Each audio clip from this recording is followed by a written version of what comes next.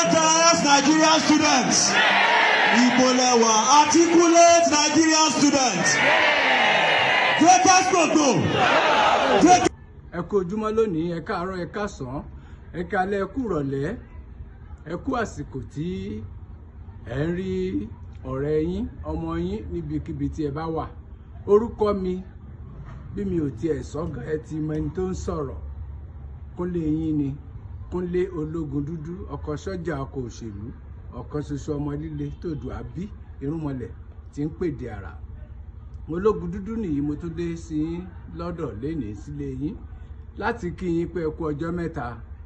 Ṣùgbọ́n kí a tó bẹ̀rẹ̀ sí sọ nǹkan tí a fẹ́ sọ lénìí, mo fẹ́ fi àsìkò yìí sọ fún ilé iṣẹ́ Àdàbà tẹlifíṣàn online.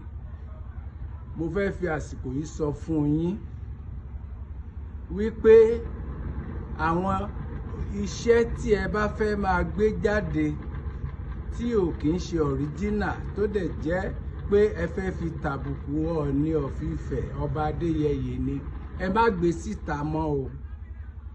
I saw one of your episodes yesterday tẹ́ ti ń ṣe tí Ọọ̀ni ń tẹríba tó ń dọ̀bálẹ̀ fún Aláàfin. Àdàbà TV ló dẹ̀ gbé jáde. Ẹ ṣọ́ra yín, àdàbà máa ń fò lókè ni o, kẹ́ má bàa di pé ẹ ń fẹsẹ̀ rìn.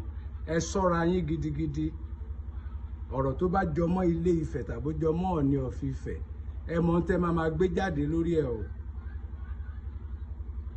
Tó ẹ̀yin èèyàn mi, mo ní láti dá sí ọ̀rọ̀ Aláàfin àti Olúbàdàn tó ṣẹlẹ̀ láìpẹ́ yìí níbàdàn. Greatest Nigerian students. Ìgboyà, articulate Nigerian students. Greatest gbogbo. Greatest people. Guys, you thank you for joining us. Gentlemen of the fourth estate of Ram, we appreciate you. And of course, as we proceed in the recognition. Wọ́n wọlé nígbà tí òun sọ̀rọ̀. Ọ̀rọ̀ tí wọ́n láàrin wa ń bí yóò kú kọ ní onídọ̀ọ́dì méjì lọ́dọ̀ ìyá àwọn. Olúbàdàn kò gba ọwọ́, kò bọ ọwọ́ pẹ̀lú Aláàfin Ọ̀yọ́. Ọ̀pọ̀lọpọ̀ àwọn èèyàn wọ́n ka nǹkan tó ṣẹlẹ̀ yẹn sí ọ̀rọ̀ ìgbéraga. Ọ̀pọ̀lọpọ̀ ka àwọn nǹkan yẹn tó ṣẹlẹ̀ yẹn sí pé at least Olúbàdàn ṣáájú Aláàfin lọ lọ́jọ́ orí lọ́pọ̀lọpọ̀ ọ̀nà. Kò yẹ kí Olúbàdàn ṣe bẹ́ẹ̀ yẹn kó ignore Aláàfin.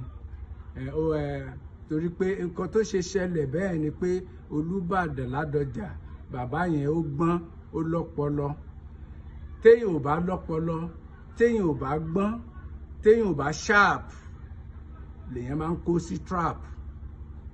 Tẹ́ bá mọ ìtàn àwọn Aláàfin bọ̀, ṣàṣà ni àwọn èèyàn tó ń bá wọn ní gbólóhùn asọ̀, ṣàṣà ni àwọn èèyàn tó ń bá wọn jà. Even ọmọ Ọ̀yọ́ sí Ọ̀yọ́, ṣàṣà làwọn tó ń bá àwọn Aláàfin jà táwọn Aláàfin òkè ń pa wọ́n jẹ. Tẹ́ ẹ bá rántí pé Aláàfin Ọ̀yọ́ kan, òun pẹ̀lú Bọ̀dé Thomas ni wọ́n jọ ní gbólóhùn asọ̀. Bọ̀dé Thomas gan ọmọ Ọ̀yọ́ ń bẹ̀ ni. At the end of the day, Aláàfin yẹn ló pa Bọ̀dé Thomas jẹ.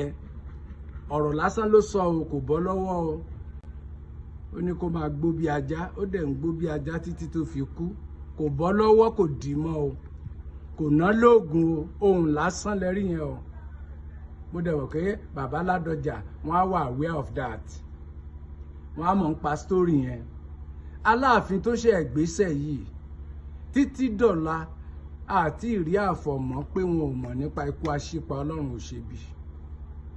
Ẹ dẹ̀ rántí pé wọ́n jọ ní aáwọ̀, allegedly ni wọ́n ń sọ wípé bóyá ikú wọn o, bóyá ọwọ́ Aláàfin ló ti wá, kò sẹ́ni tó lè sọ, àwa ò confirm.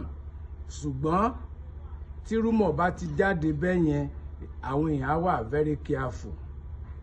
Tẹ́ bá dẹ̀ rí Aláàfin tó wà ńbẹ̀ lọ́wọ́lọ́wọ́ yìí, òun pẹ̀lú bàbá ọba Ọ̀yọ́túnjí nílùú òyìnbó tó wá ń gbà yẹn tí wọ́n ló kú, ọwọ́ wọn gan ò tí ì mọ́ nínú ẹ̀ o.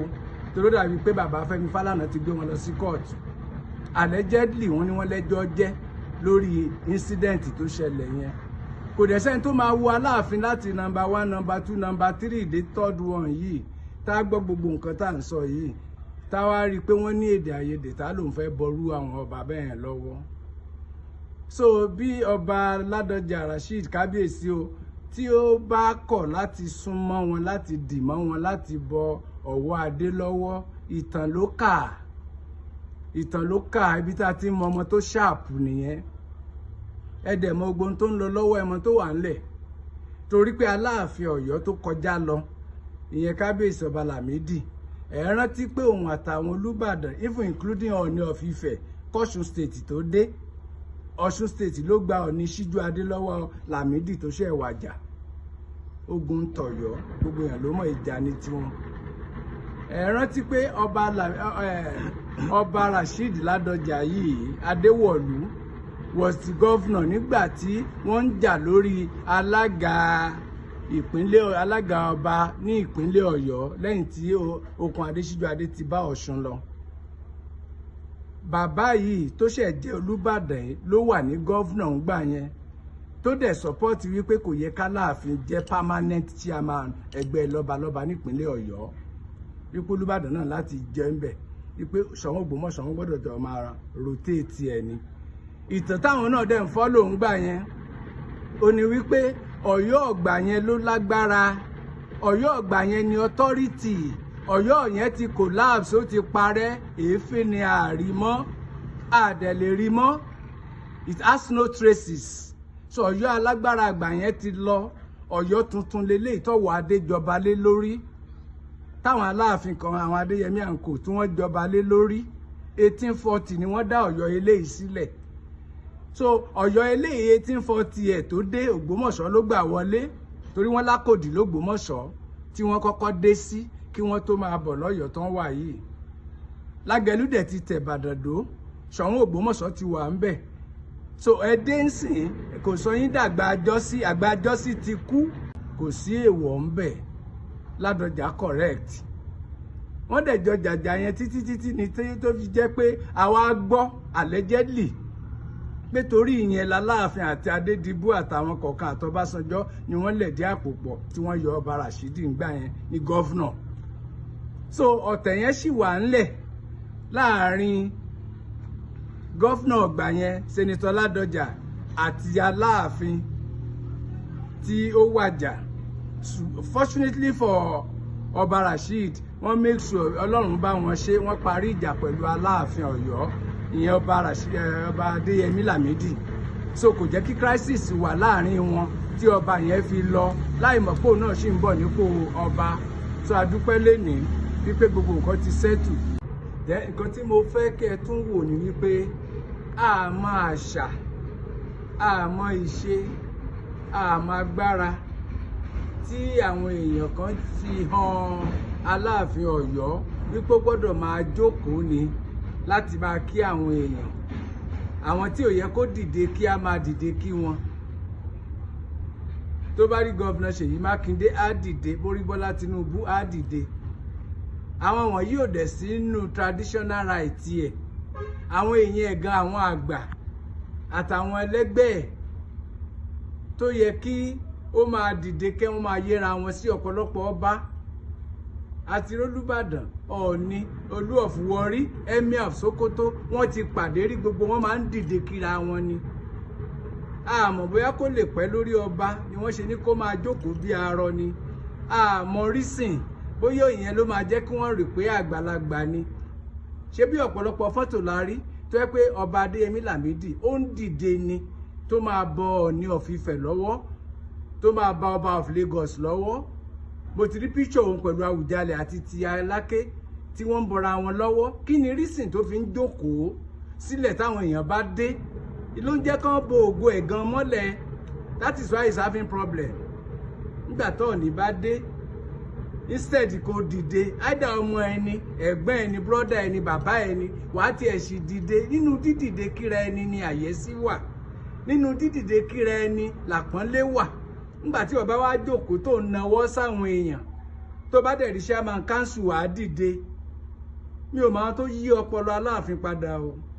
mi mọ orúkọ tó kó sínú ẹ̀bí rọ́bọ̀tì o because nígbà tí Ládọjà dé Ládọjà tá à ń sọ yìí kì í ṣẹgbẹ́ Ọwọ Adé ẹ mú táìtù ọba kúrò bóyá primary school ló wà bóyá GSS 1 lọ́wọ́ Adé ọ̀ngán wà nígbà tí bàbá yìí ti jẹ gọ́fúnà èèyàn ti jẹ gọ́fúnà ó ti di sínétọ̀ tí ìṣẹ́ kan tí ìṣẹ́ méjì títí tó tún fi dépò ọba kò wá jọ ọ́ lójú ká tiẹ̀ jẹ́ pé Olúbàdàn jẹ́ baálẹ̀ kí wọ́n má ládé kí wọ́n jẹ́ olórí gbogbo aládé tó jáde lọ́rùn at the end of the day ó sì gbọ́dọ̀ lè ọ̀nà rẹ̀ pẹ̀lú dignity and personality tó wà in him ó tó recognize yàtọ̀ sí pé ó jẹ́ Olúbàdàn. He was formerly a senator, one time a governor.